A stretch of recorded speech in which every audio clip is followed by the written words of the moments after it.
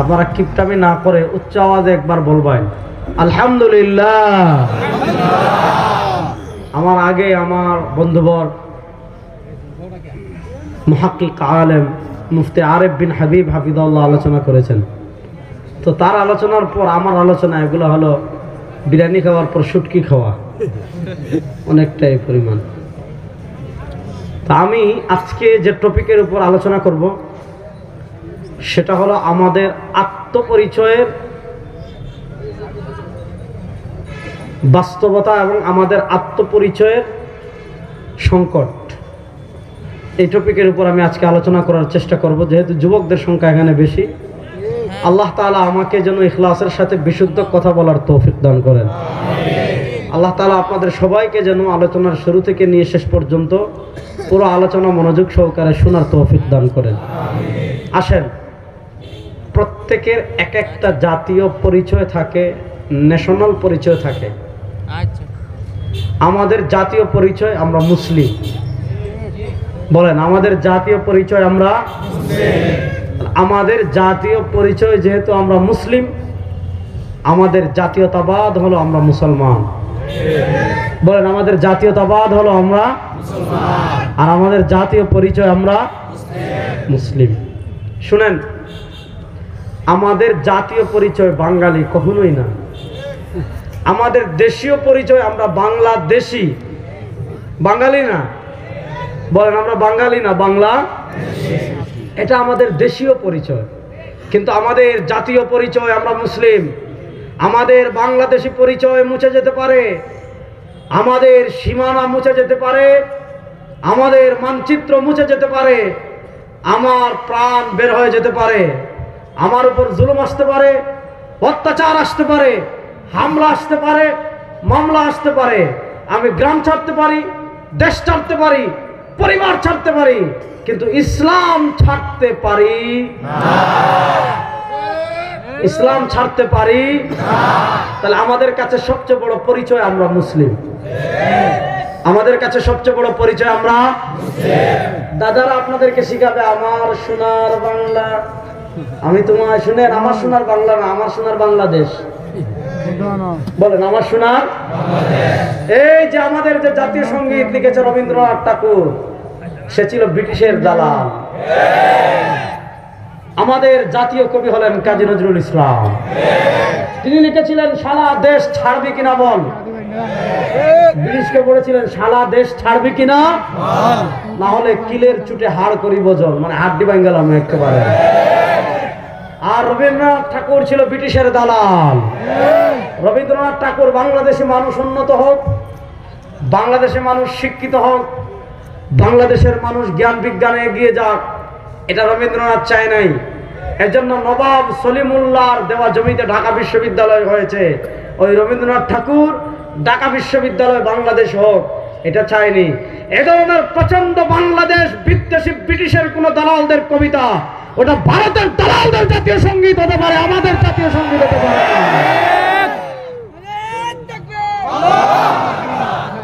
ওই দালালদের কবিতা পরিবর্তন করার দরকার আছে না নাই? শুনেন, অন্তর্বর্তীকালীন সরকার আপনারা মানুষের রক্তের উপর এসেছেন। হাজারের মানুষ জীবন দিয়ে রক্ত দিয়ে ভারতের আধিপত্যবাদকে পরাজিত করেছে। সুতরাং যেই কবিতায় বাংলাদেশ নাই, যেই কবিতায় ৭১ আমার শহীদদের কথা নাই, যেই কবিতায় আমার ৯২% মুসলমানদের চেতনার কথা নাই, ওই কবিতা মুজিববাদীদের জাতীয় সঙ্গীত হতে পারে। ওই কবিতা ভারতের ৫টা গোলামদের জাতীয় সঙ্গীত হতে পারে, ৯২% মুসলমানদের জাতীয় সঙ্গীত হতে পারে না, পারে না, পারে না, পারে না। আমরা মানি না। বলেন, আমরা মানি না। ময়মনসিংহের মানুষ এখনো ডরাইতেছেন না? আওয়ামী লীগকে ভাগানো ৬ মাস হয়ে গেল, এখনো ডরায়। বলেন, ভারতের গোলামদের উনি যে বলেছে আমার সোনার বাংলা, আবার বলেছে ওমা। এই ওমা মানি তা কারে ডাকছে জান? ওমা মানি তার কালিমারে ডাকছে, মূর্তিরে। আমরা ডাকবো একমাত্র কাকে? আল্লাহ। সুতরাং এই কবিতা আমাদের জাতীয় সঙ্গীত। বাংলাদেশের জন্য এর চেয়ে দুর্ভাগ্যের আর কোনো বিষয়। আমাদের অন্তর্বর্তীকালীন সরকার সবই পরিবর্তন করে ফেলছে, সংবিধান পরিবর্তন করছে, নির্বাচন ব্যবস্থা পরিবর্তন করছে। আর জাতীয় সঙ্গীত পরিবর্তনের কথা বললে বলবেন যে আমরা বিতর্কিত কোনো কাজ করতে চাই না, না বিতর্কিত না, এটা বাংলাদেশের 92% মানুষের প্রাণের দাবি। গত জুলাই আগস্টের গণবিপ্লবে হাজারের অধিক মানুষ রক্ত দিয়ে ভারতের আধিপত্যবাদকে পরাজিত করেছে। সুতরাং আমার সোনার বাংলা বলে সে কলকাতাকে বুঝাবে, আমার সোনার বাংলা বলে বাংলাদেশ ভারত সব এক করে ফেলবে। ওই কবিতা জাতীয় সঙ্গীত হিসাবে আমরা আর দেখতে চাই না, ঠিক কিনা? তাহলে আমাদের জাতীয় পরিচয় আমরা মুসলিম। বলেন আমাদের জাতীয় পরিচয় আমরা মুসলিম। আরে যুবকের দল জোরে বলেন আমাদের জাতীয় পরিচয় আমরা মুসলিম। আর মুসলমানদের জাতির পিতা হযরত ইব্রাহিম। বলেন মুসলমানদের জাতির পিতা হযরত ইব্রাহিম। এর বাইরে আমাদের কোনো আব্বা নাই, এর বাইরে আমাদের কোনো জাতীয় আব্বা নাই, এর বাইরে আমাদের জাতীয় কোনো খালা নাই, এর বাইরে আমাদের জাতীয় কোনো ভাবি নাই। এই কোন স্বৈরাচারের বাপ আমাদের জাতির পিতা হতে পারে না, কোন লেডি ফেরাউনের বাপ আমাদের জাতির পিতা হতে পারে না। আমরা মুসলমান, আমাদের জাতির পিতা হযরত ইব্রাহিম।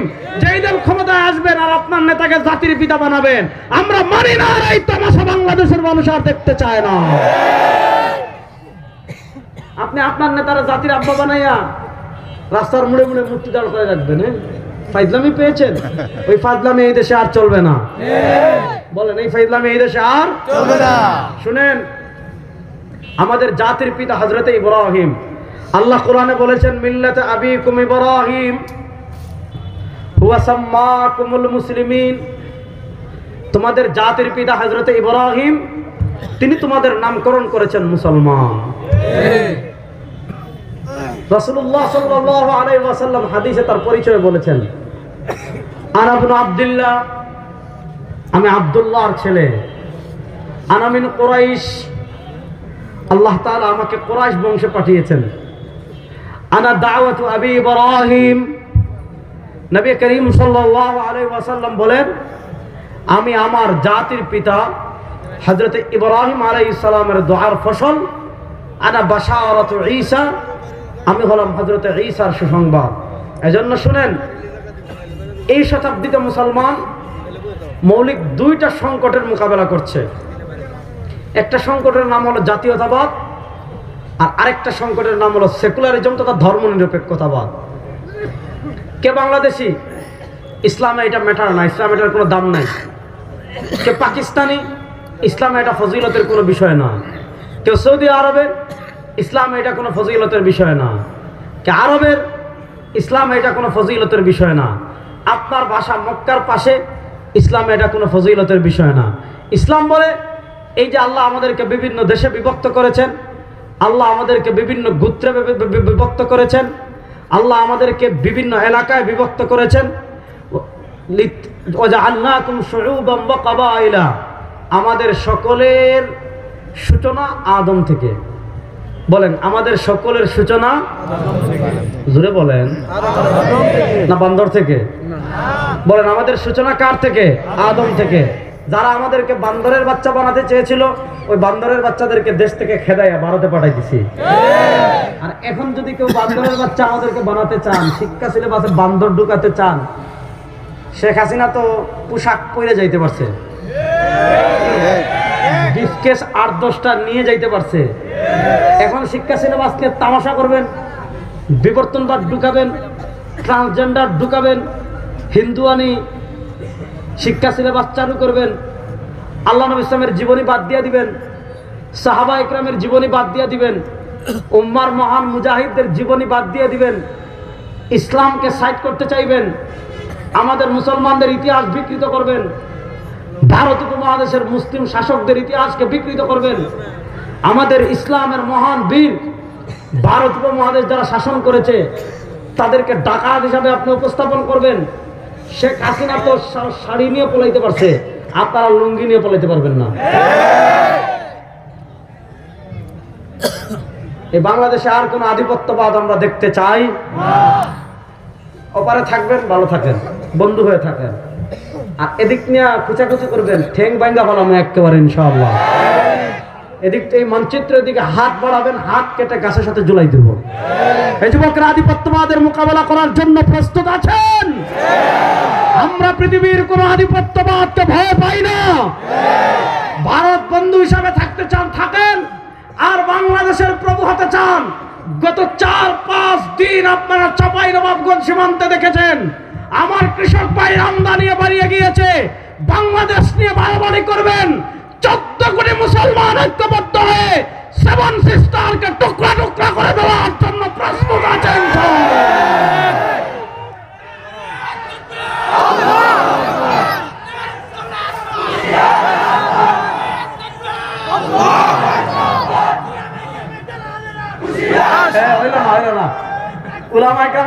হুশিয়ার সাবধান কেন হবে? এরা তো ঠিকই তো আছে। মেয়াদ জুসের সাথে হুশ রাখবেন, আন্দাজি স্লোগান দেন। আপনি বলবেন উলামা ইকরামের শত্রুরা, বুঝেন নাই?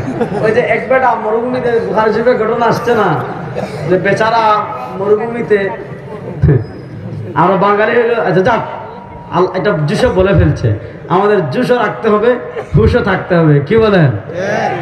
কথা ভালো করে বুঝেন, খুব ভালো করে বুঝেন। আমরা একটা কঠিন সময় পার করছি। এই সময় আমাদের আশেপাশ থেকে অনেকে আমাদেরকে খুঁচাবে। আপনার পারে আপনি যা ইচ্ছা তা করেন, কিন্তু এই পারের দিকে যদি একবার হাত তুলেন, এমন বাদাম দিমু আর এমন সাঁতার দিমু কিয়ামত পর্যন্ত মনে রাখবেন। ইনশাল্লাহ বলেন। কথা ভালো করে বুঝেন।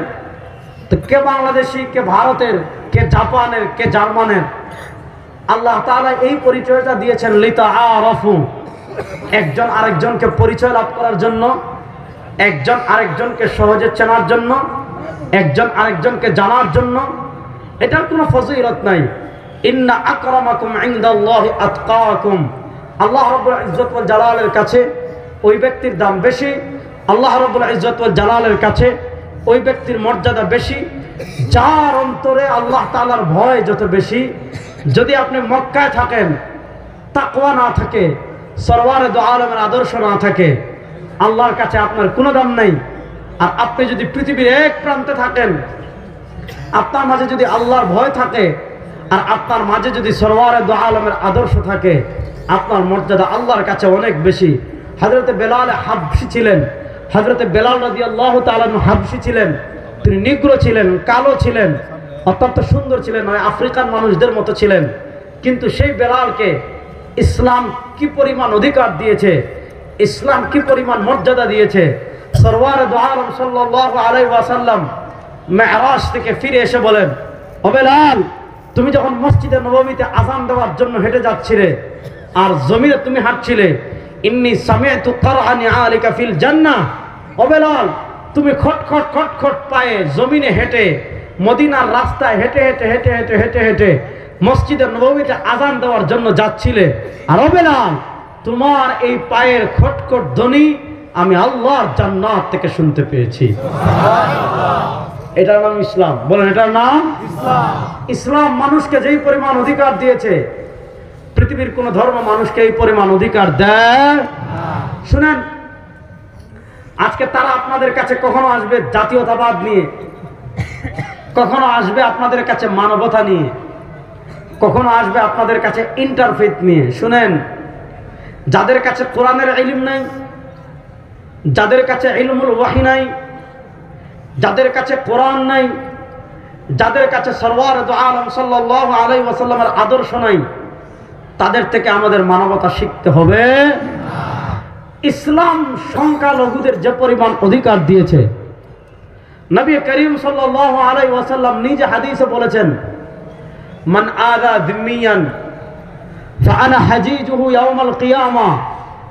নবী করিম সাল্লাল্লাহু আলাইহি ওয়াসাল্লাম বলেছেন, আমার উম্মতেরা শোনো, কেউ যদি কোনো জিম্মিকে কষ্ট দেয়, কেউ যদি কোনো সংখ্যালঘুকে কষ্ট দেয়, ওই সংখ্যালঘুকে যারা অন্যায়ভাবে কষ্ট দিবে, ফাআনা হাজিজুহু ইয়াউমাল কিয়ামাহ, কিয়ামতের দিন যে সংখ্যালঘুকে কষ্ট দিবে, ওই কষ্টদানকারীর প্রতিপক্ষ নবী করিম সাল্লাল্লাহু আলাইহি ওয়াসাল্লাম বলেন, ওই সংখ্যালঘুকে যে কষ্ট দিবে, কিয়ামতের দিন আমি নবী তার মোকাবেল হয়ে যাব, তার প্রতিপক্ষ হয়ে যাব।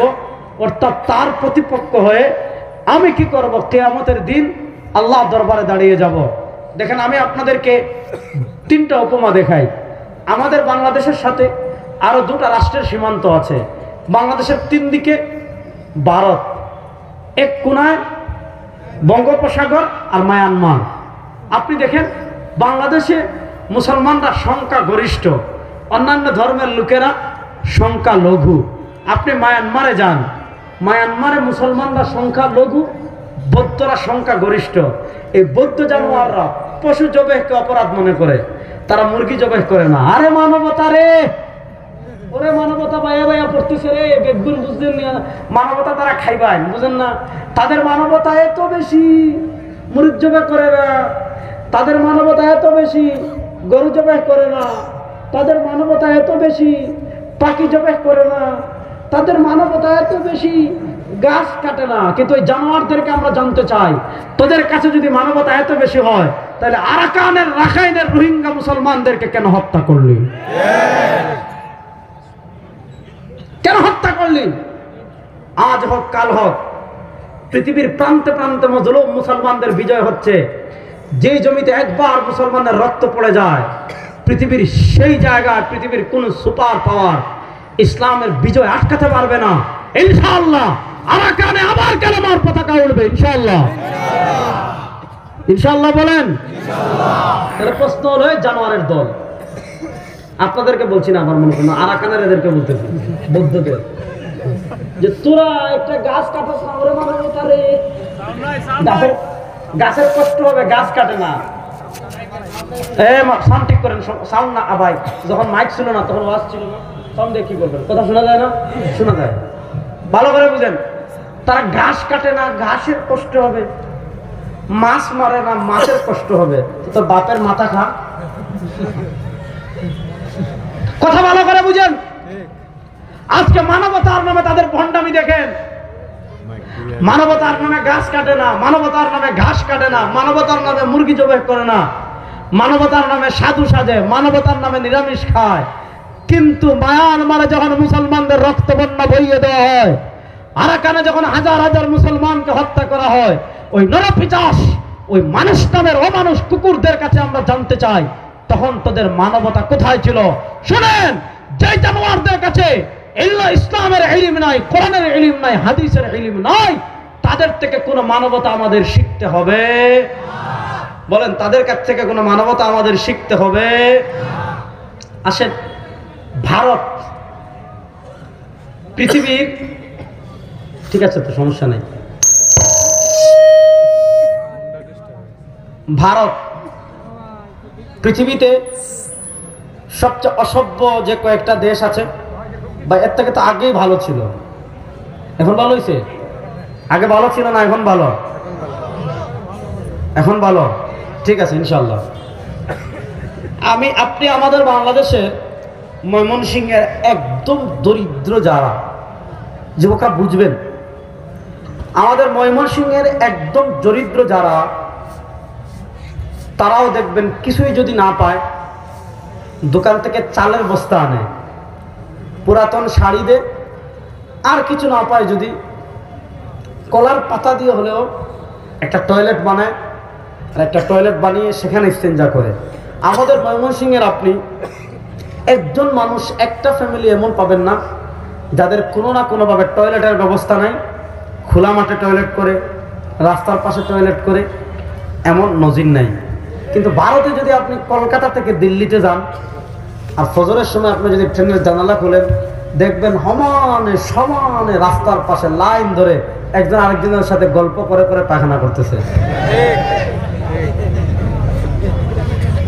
বুঝতেছেন? হ্যাঁ, অসভ্য জন্য বললাম। আচ্ছা, কথা ভালো করে বুঝেন। তাহলে আমি যে বিষয়টা বললাম, ভারতের সংখ্যালঘু হলো মুসলিম, আর সংখ্যা গরিষ্ঠ হলো হিন্দু। আপনি গুজরাটে দেখেন, সাম্প্রদায়িক দাঙ্গা তৈরি করে হাজার হাজার মুসলমানকে হত্যা করা হয়েছে। আপনি স্বাধীনতাকামী কাশ্মীরে দেখেন, হাজার হাজার মুসলমানদেরকে হত্যা করা হচ্ছে। আপনি দিল্লিতে সাম্প্রদায়িক দাঙ্গা তৈরি করে হাজার হাজার মুসলমানকে হত্যা করা হয়েছে। এখন বলা হচ্ছে আসামের মুসলিমেরা নাকি ভারতীয় না, এরা বাংলাদেশি, তাদেরকে তাড়িয়ে দিবে। আসামে মুসলমানদেরকে হত্যা করা হচ্ছে। হায়দ্রাবাদে সাম্প্রদায়িক দাঙ্গা, যেখানেই মুসলিম বেশি, ত্রিপুরায় মুসলমানদের উপর জুলুম করা হচ্ছে। তো ওখানে মুসলমানরা সংখ্যা লঘু, যার কারণে মুসলমানদের মসজিদ ভেঙে দেওয়া হচ্ছে। বাবরি মসজিদ ভেঙে দিয়ে সেখানে রাম মন্দির নির্মাণ করা হয়েছে। আপনারা দেখেছেন অসংখ্য মসজিদ তারা ভেঙে দিচ্ছে, অসংখ্য মাদ্রাসা তারা ভেঙে দিচ্ছে, অসংখ্য মসজিদ মাদ্রাসা ভেঙে দিচ্ছে। হাজার হাজার মুসলমানকে 1947 সাল থেকে নিয়ে আজকে 2024 সাল পর্যন্ত এই দীর্ঘ সময় হাজার হাজার মুসলমানকে ভারতে সাম্প্রদায়িক দাঙ্গা সৃষ্টি করে হত্যা করা হয়েছে, মসজিদ ধ্বংস করা হয়েছে।